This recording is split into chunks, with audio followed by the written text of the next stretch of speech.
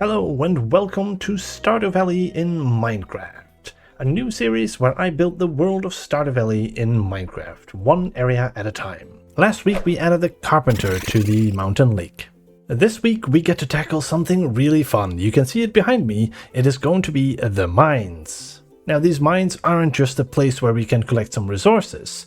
No, it's also going to be very functional in a way that there's going to be some reward chests, there's going to be unlockable elevators, there will also eventually be a minecart connection here that links to some other places in the Stardew Valley area. Now, since I plan to add quite a few layers, and as you can see currently there is no room down here, well, I'm gonna have to dig a hole. So let's get right into it, and I'll see you back here in a second.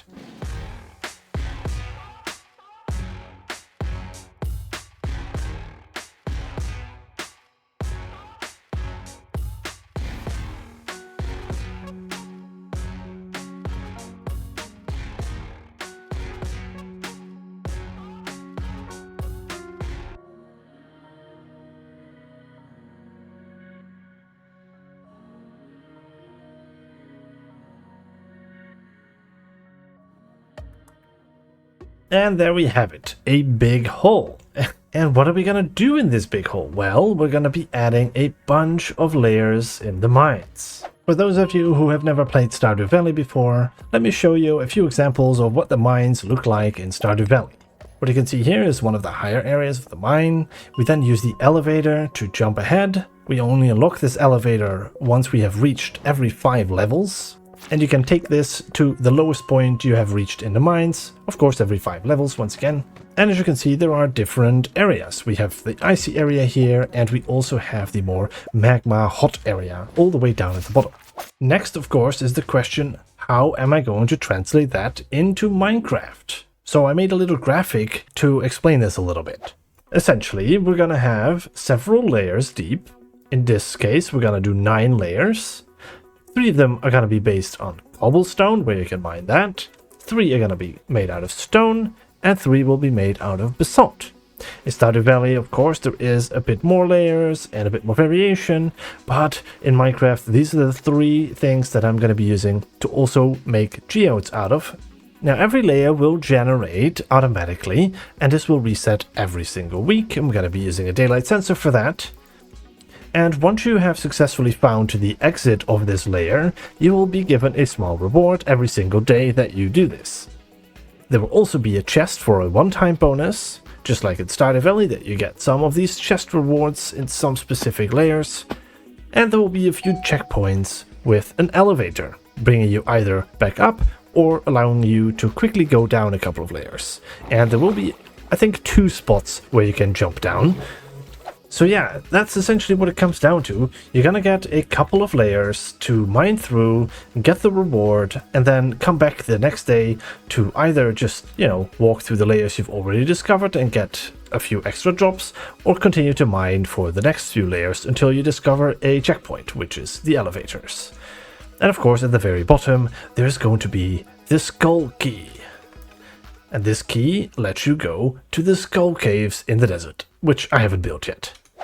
Now, as part of the structure underground and some of the indicators that I want to provide, I want to use obsidian. Essentially, on the edges of the mine, I want to put a row of obsidian so that you have an indication of where you're allowed to break blocks and where the edges of the mining area are. However, I don't have a lot of obsidian, and I don't want to go ahead and go to the end and mine down the entire pillars, so we're here in the nether because I have this farm right here that provides me with some gold, mostly that I used to get the gold nuggets and stuff. I will be needing a lot of those gold nuggets since that's going to be the currency, and the player is going to sell all kinds of things and wants to probably earn a lot of this stuff. However, something that I don't have for this farm is using that gold to barter with pigs, and I have never done that before, so I'm just gonna quickly watch a tutorial, and then I'll be back here with the finished product. Here we are at the bottom of the zombie piglin farm, and this is where I have a small autocrafter set up, which will craft the gold nuggets into the gold bars. Then when we go down here a little bit, I have got these 2 here, and they will turn the gold ingots into all of these items down here. And I've got a row of sorters here, and then we're gonna throw the excess items all over there into the fire to get burned. And this is a pretty simple, clever setup that I saw. You essentially have a lever hooked up over here to turn it on or off with a torch at the back, and then every time the item is picked up by one of these guys, the torch turns on and lights up the dropper here and drops a new gold ingot on the pressure plates, etc, etc. And then they just drop their stuff on the ground and it goes into the hoppers. And there you go. Now back up here. I'll be here for a little while, AFKing until I have a decent amount of obsidian. This will also help with some quartz for comparators and stuff. I've been really low on that, so that'll help quite nicely. And also leather for all of those item frames. Oh my goodness. Alright, I'll be back in just a short bit. Now, after AFKing for just a little bit, look at this! Almost a full chest of blackstone. I think I AFK'd for a couple of hours. So yeah, obsidian, very slow as you can see, but hey, that's 3.5 stacks more than I had before. So this will already do pretty much good enough for today. And then we can also use maybe some crying obsidian. That could be nice. Ton of gravel, that can come in handy for some concrete. Soul sand, maybe I'll use that, who knows. Nether brick, we have used some for roofs before. Quartz will come in very handy, and then some of these other things I'm not sure I'm going to use. This will come in very handy. And string, I mean, we do have a small spider farm as well, but hey, extra string, I'm not going to say no to that. I can use a lot more for all of the candles that I'm going to craft. Well, this is a good start. I'll be needing quite a bit more obsidian, so I'll AFK here a bit longer. But in the meantime, I also need to gather some other materials. One of the things I need is the rooted dirt, and oh, it's always so annoying to farm. I know I can go to the azaleas out there and dig all the way down. Maybe I'll have to do that sometime to restock, but here we go, harvesting some of that. I'm also very low on coal, which is one of the rewards in the mine, so I'm gonna have to break down quite a few stacks of blocks that I've gathered. And then there is all the redstone components, including all of the pistons and comparators and observers. And I'm gonna need a lot of cobblestone for that. And oh my god, with the latest update we can now craft both cobbled deep slate and cobblestone from their stone variants. Oh, this is so much better. I have tons of shulker boxes of stone laying around that I don't have to manually turn into cobblestone now. And that is especially gonna come in handy because I need to craft only over 900 pistons. Yeah, that's a lot of cobblestone. Now, one of the big ingredients, of course, like I mentioned earlier, was the obsidian. So yeah, over here I have 1.6k regular obsidian and double that with the crying obsidian. I'm gonna be using that a lot. But then here we have 900 pistons because I'm going to be using that to generate all of the cobblestone and stone, and I'm going to have to push all of that out. So there's going to be so many pistons. I don't think I've ever crafted this many before. Now this is super exciting and it's going to be a lot of fun, but it involves a lot of redstone. I thought this was going to be a very small project, but it took a lot more time than I thought. So I think what I'm going to do is I'm going to jump all the way down there and start building the redstone from the bottom up. And then we'll come back right here when this entire thing has been transformed into an actual mine instead of this ugly little thing. So this is, I think, the moment where we're going to run the time lapse, and I'll see you here when it's all done. So sit back, relax, and enjoy.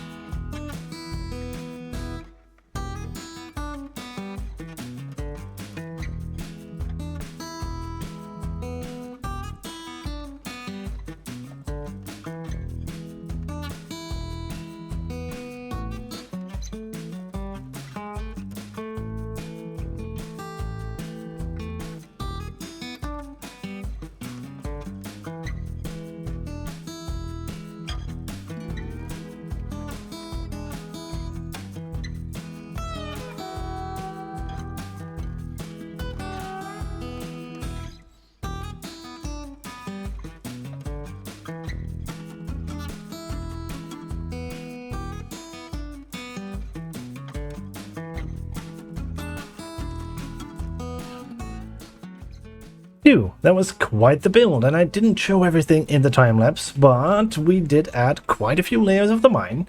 You mostly saw me building a lot of redstone, and then at the very end I added some of the cave. Now from the outside it isn't super impressive. It is supposed to be, you know, just a small cave entrance. And then I wanted to have a bit of that overgrown feeling, or at least that there is some vegetation, some life. If we look at Stardew Valley in the top layers of the mine, you can see some grass and vines and all of this dirt everywhere. So I wanted to mostly stick to some of the dirt, so I have a combination of mud and some podzol with some rooted dirt, which gives this really nice overgrown look, and then of course some of these hanging vines, and I'm really happy with the feeling that it is giving so far. I also added a little bit of a stream here with some water running down, and then this big giant open cave. I know that this is a different look than what the mine looks in Stardew Valley, but I feel that this just gives so much more life than this flat open space that is just a bit of a square. Now, at first glance, you'll see a couple of signs that are pointing you in the different directions of all the things that are in the mine. As we know, of course, there is a minecart right over here that eventually will connect to the other minecart entrances, like the bus stop and the blacksmith and the quarry. Then over here we have the elevator. In Stardew Valley, once you have reached certain layers of the mine, you can unlock the elevator, both up, both up and down. And this one will unlock once you reach that certain level. And of course, right now I have them all unlocked so that I can travel between the layers pretty easily. Then over here we have the regular mine entrance that goes to basically layer 1. And just to make sure that you don't go in unprepared, there is a mine safety regulations. Mostly what it says, I'm not going to read the whole book to you, is how obsidian and crying obsidian are being used to mark out the area that you can mine in, how you're not supposed to mine any deep slate, because that is used as the border on the top and on the sides, and also it talks about how you unlock the elevators and when. And then once every week, there will be a regeneration, and that's where this light comes in. This light will be on the night before the regeneration of the mine starts. So when you see this light on, don't go into the mines, because you might be stuck down there while it's regenerating. And if you don't have too much of a pickaxe left, you might not be able to get your way out or make your way to an elevator again. So also make sure to bring enough pickaxes or enough durability on your pickaxes to make your way out to either an elevator or through entire layers of the mine. Now there is a couple more rules that I will explain as I jump down into the mine, but before I do that I wanted to show you this little spot here. This is where in Stardew Valley the dwarf would sit, and I wanted to give him at least a little bit of a proper spot here, so we have sort of a shop here with some chests and some candles, which I think looks really nice. Now, as we head into the mines, there is going to be 3 themes. The first theme is the same as the one for the entrance, it's a little bit overgrown. And every layer will have this, essentially. There will be some crying obsidian at the bottom and at the entrance and exit. Then the whole thing will be surrounded with deep slate. Essentially, we have generators on each side. In this case, we have cobblestone generators. So if I were to mine this, for example, then you'll see it will generate more cobblestone. These pistons will start pushing it all the way out as the mine regenerates, and this entire field will be filled with cobblestone. You will then have to mine your way through, trying to find the exit. In this case, it's over there. A little bit of a spoiler, but it's over there. Once you've found that, you can go through it and you'll get the chest reward. In this case, it's leather boots. And then these pressure plates are going to give you 2 items to drop every day. So every day you can walk over these to get 2 items. And then, as you see, it'll wind down onto the next layer. Now, once you've reached the last one, it'll give you a little drop down. This will drop you into the next type, which in this case is the ice biome, which is layer 4 to 6. And then you walk over this one, which unlocks the elevator down, right? So this one, wait. Oh, yeah, I'm an idiot. Well, it will show up this light here, and now we can jump down here. And then this one will be the elevator all the way down, which is currently also unlocked, of course. And then here we have the elevator up. This is from down to here, and this is all the way up to the top. Yeah, so for the last layer, I added some of the basalt. We added some cherry logs because I think they fit very well with the basalt, and then some amethyst for both some lighting and also a little bit of color. But yeah, that's kind of how the mine will work. There will be these little tunnels, which will give you some rewards, and of course. And then when you reach the bottom, you get the skull key. But yeah, your main reason for wanting to go into the mines are the rewards and, of course, the resources, because you'll be using cobble and stone and basalt to open geodes at the blacksmith, but also as building materials for upgrades. So yeah, I hope that all of this made sense and that it will be fun to play. And of course, as you're going through the mine, you don't necessarily know where the exit to the next layer will be, so I hope it is a little bit of fun trying to discover where the next layer is. So as you see, some of these layers don't have a top on them yet with the deep slate, so I'm gonna have to grab a bunch of deep slate and fill this up. But before I do that, I wanted to really quickly do something else. Now, to make sure that the mine can regenerate depending on wherever you are in the mines, I'm going to build a chunk loader. Of course, here I already have half of it. I'll also build one a few chunks over in that direction. This way I can make sure that the mine will remain loaded no matter where you are. So it will reset properly, it will regenerate properly, and this way you can just go around to do other things while the mine is regenerating, or only come here every so often.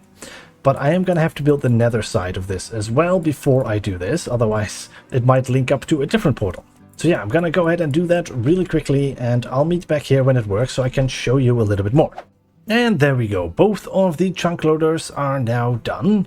This one over here, and the other one is just a little bit further. These two together should keep all of these chunks loaded. It was just a little bit wider than the 3 chunks, so I needed 2 chunk loaders in total. And with this, hopefully it shouldn't break. I have never used chunk loaders before, so I have no idea, and I hope that they don't break. Now there's just a couple of things that I need to fix up and adjust just so that it's in a playable state. I'll do that off camera, but for now, this is pretty much done. We're done here. Now that the mines have fully regenerated, I can show you what it looks like when we were to actually go into the mines for the very first time. There we go, we run into cobblestone. And now you would have to go ahead and mine your way through to find an exit. Then of course you see at the bottom the crying obsidian, and then as soon as you encounter deep slate you stop mining. Then perhaps we go left in this case.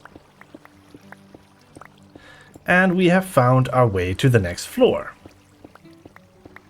Now, of course, we could continue to mine, and then we encounter obsidian, and that's where we would have to stop, because if we were to continue, as we did just now, we would run into the pistons, and we could potentially break the system. So this is where you would stop. And then we have made it to the next floor. We can go ahead and go downstairs. Normally, of course, we would get a reward, but I haven't reset that specifically so that I don't have to put them back. And then, of course, we get to the next one. And then, of course, at some point, the mine will regenerate, and we will be able to mine the same stuff again. Now, I am very happy with how all of this turned out, and I really, really love the vibe. As you can see, there is also some green particles. That's specifically because I put one of the spore blossoms over here. And yeah, all in all, a very successful addition to my Stardew Valley Minecraft world. What do you think? You like it? Well, I hope that you do. Next episode, we're gonna tackle this empty plot right here, because this is where the Adventurers Guild is going to be. And I think this is going to be a little fun project as well. We're gonna do maybe a tiny bit of redstone to allow the player to buy some swords maybe. But yeah, this will probably fit very nicely here, and I think I'll add a bit of height to this, so we fill this space quite nicely. Of course, some of the buildings so far have been a bit lower to the ground, like for example the carpenter shop over here, but I think with the Adventurers Guild we're gonna have it go up a bit more. And then I would like to ask you guys what you would like to see after that, because we of course have the quarry that's supposed to go over here. We have the spa and the train station that is supposed to go behind here somewhere. But we also have some very exciting projects over all the way at the other end, which is the bus stop and the player farm, which has a lot of different systems that have to go in there, like the barns and some crafting stuff. So that is very exciting as well. And look at this at nighttime. It looks beautiful. I can't wait to have all of it done. So yeah, let me know what you would like to see first. The quarry, the train station, or if we should perhaps move a little bit in the other direction and get going to get the player-owned farm in there. With that, I hope that you have a wonderful day, and I want to thank you for watching, and I hope to see you in the next video.